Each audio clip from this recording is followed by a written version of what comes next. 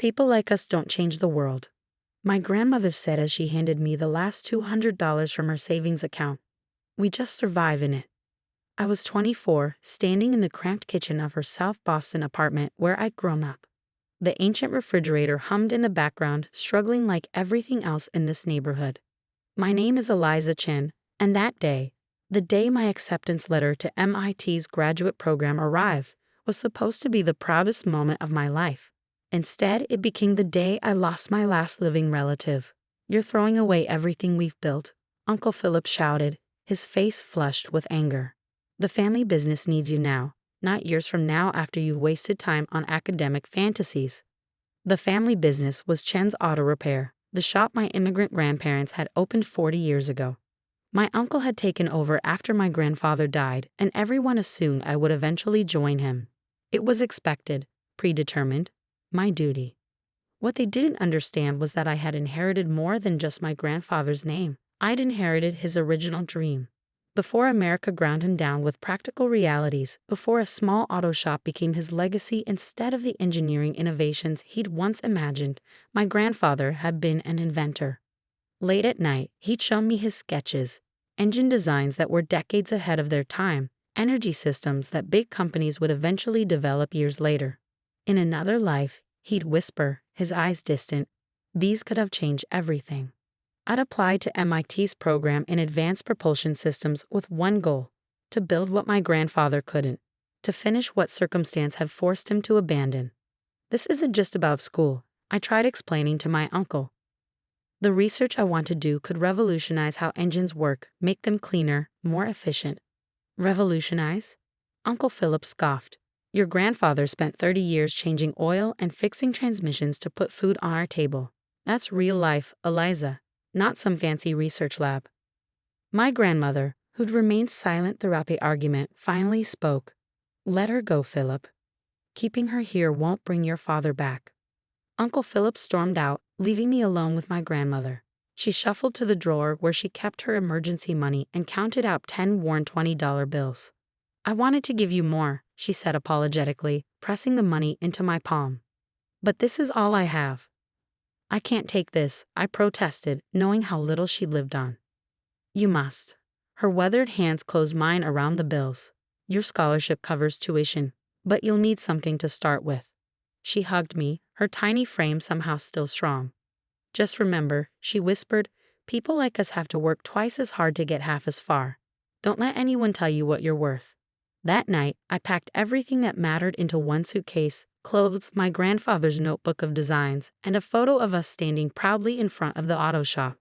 By morning, I was on a bus to Cambridge with $200, a full scholarship that barely covered tuition, and no idea how I would survive.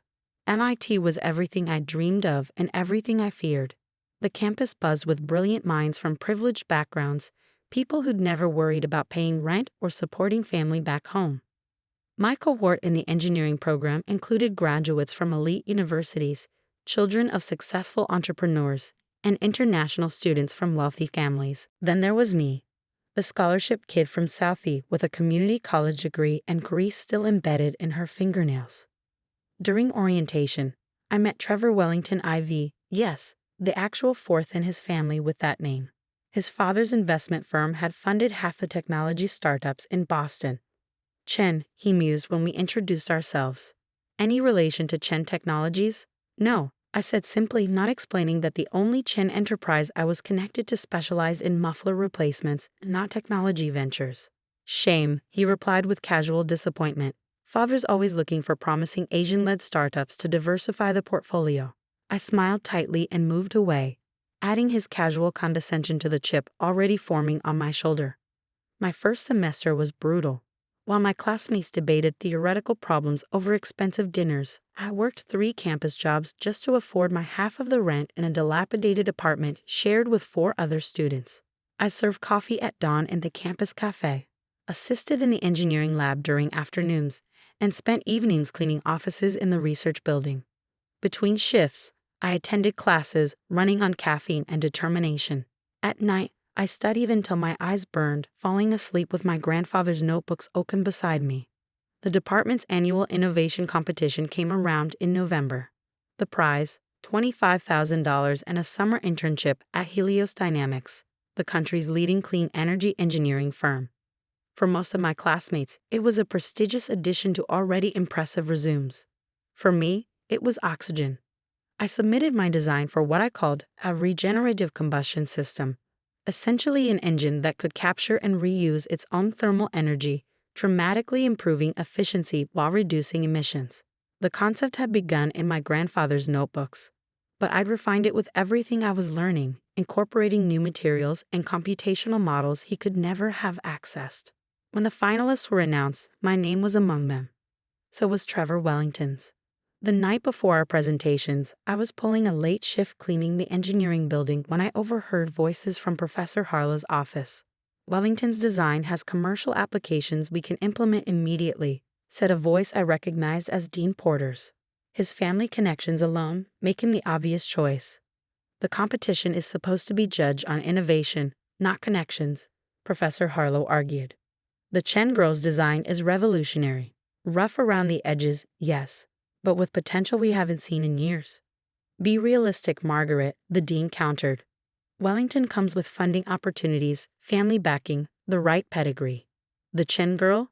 Brilliant, perhaps, but without resources or connections, what can she really accomplish? This industry isn't just about good ideas."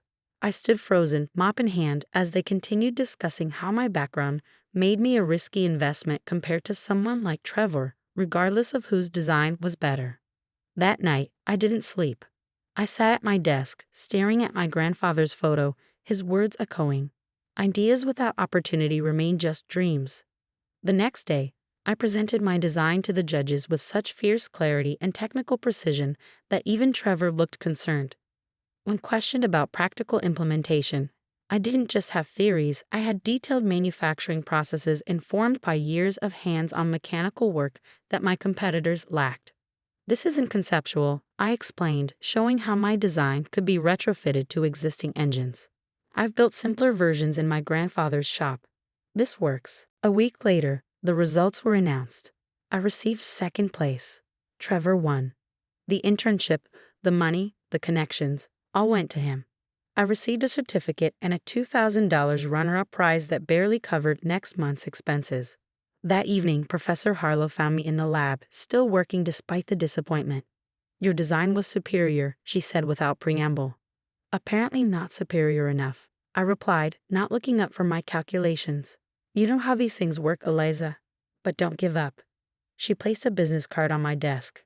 "Catherine Mendoza at Mendoza Tech saw your presentation. She'd like to meet you." I'd heard of Catherine Mendoza, a legendarily tough, self-made engineer who'd built a mid-sized firm focused on specialized propulsion systems. What I didn't know then was that she'd grown up in a neighborhood not unlike mine, fought through the same prejudices, and recognized in my work something familiar. Our meeting was scheduled for the following week, but 3 days before, my grandmother had a stroke. The call came during class. Uncle Philip, frantic, saying I needed to come home immediately.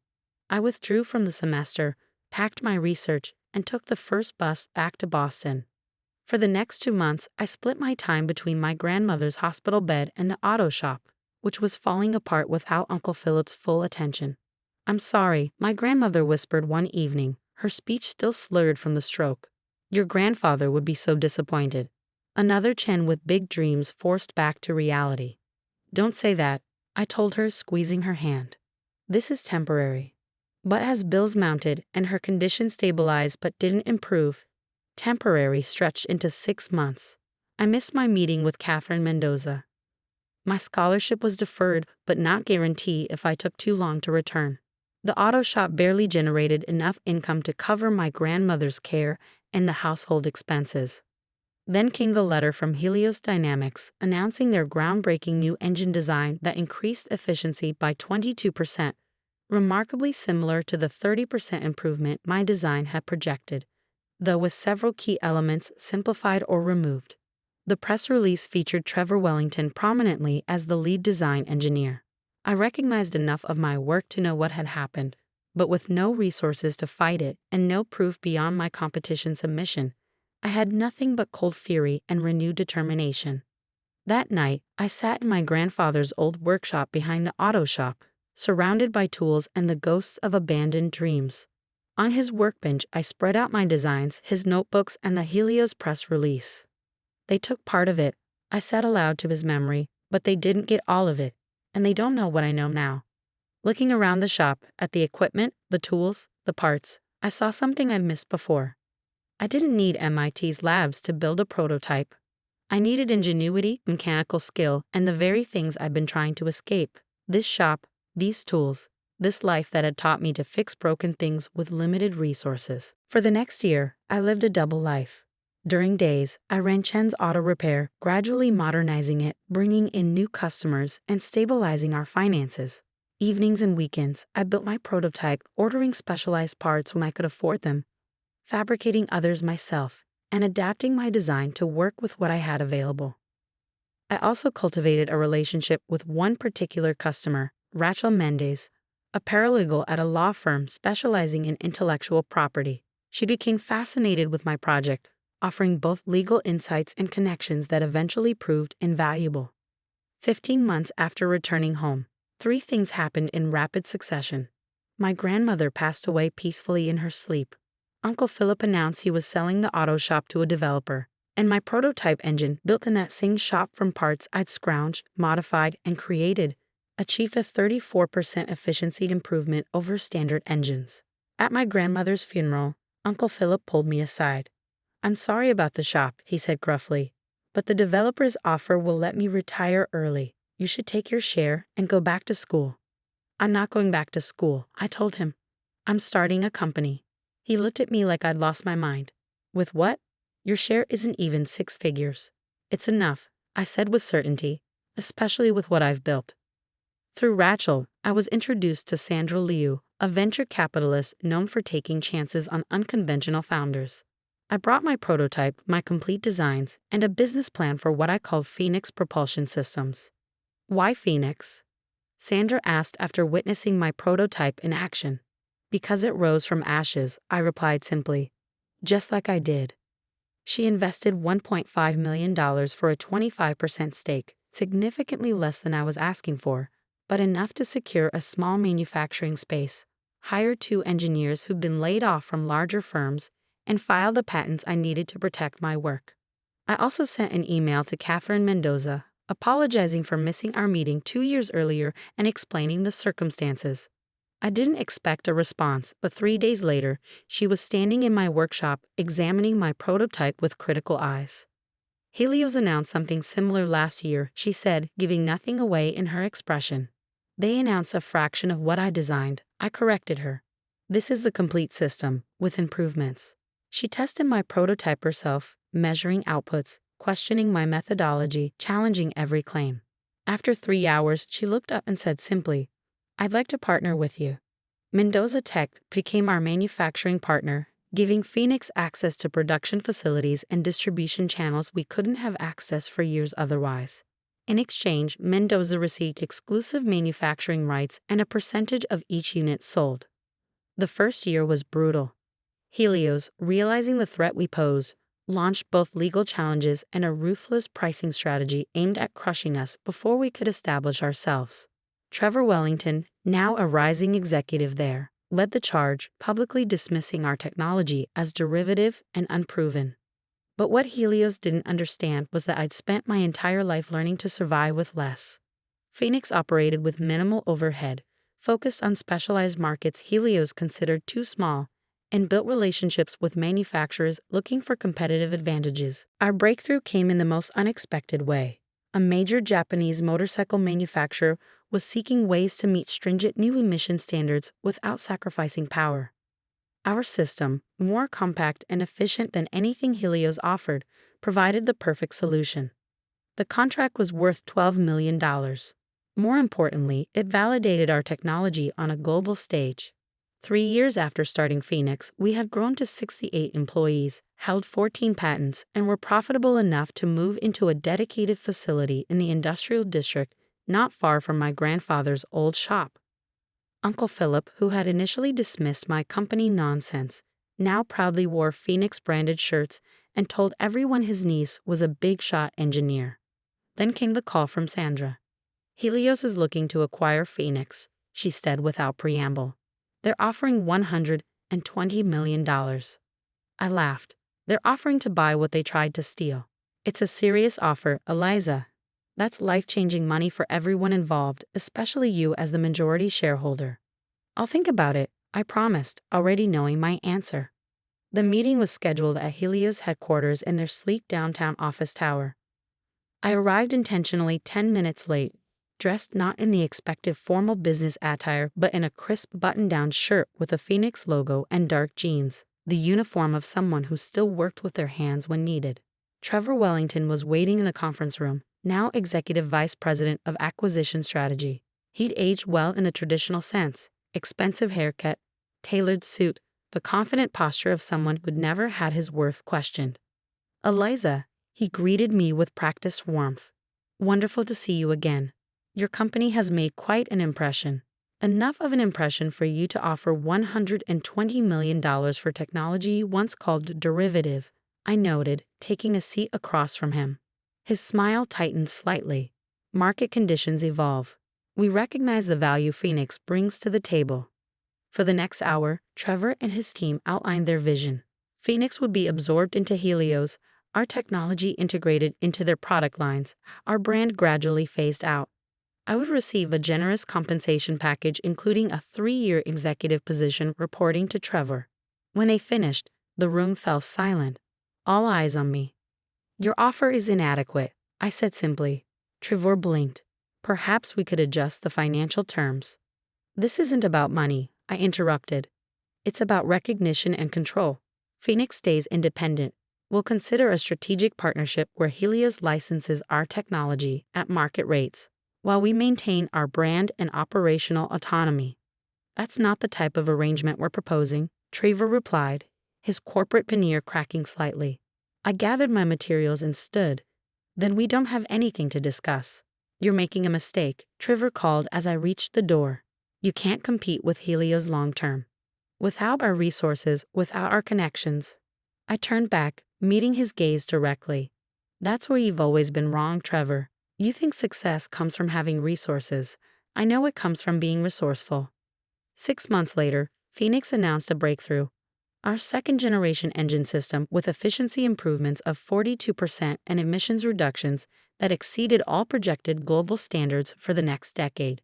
Our stock, yes, we'd gone public by then, doubled overnight. Helios came back to the table, this time offering partnership terms that acknowledged Phoenix's independent value and my continued leadership. We negotiated a deal that gave both companies strategic advantages while preserving what I'd built. On the day we signed the agreement, I drove to my old neighborhood and parked outside the building that had once housed Chen's Auto Repair. The developer had transformed it into luxury condominiums, erasing all physical evidence of my family's decades of work. From my car, I retrieved a small package wrapped in brown paper. Inside was my grandfather's original notebook of engine designs, now framed alongside a photo of our new Phoenix headquarters and a simple note. Dreams delayed are not dreams denied. I placed it on the steps of the building, took a photo with my phone, and sent it to Uncle Philip with the message. Remember when you said people like us don't change the world? Turns out, we just needed the right tools. As I drove away, my phone rang, the special ringtone I'd assigned to my executive assistant. Ms. Chen, she said when I answered, Catherine Mendoza is on line 1. She says it's urgent. I smiled, thinking about how far I'd come from that day with $200 in my grandmother's kitchen. Tell her I'm on my way back to the office, I replied, and I'm ready for whatever's next. Because the truth I've learned, the truth I live by now, was that your worth isn't determined by where you start, who believes in you, or what others try to take from you. It's built through what you create, what you overcome, and what you refuse to surrender. Sometimes the greatest revenge against those who underestimated you isn't proving them wrong. It's making their opinion irrelevant.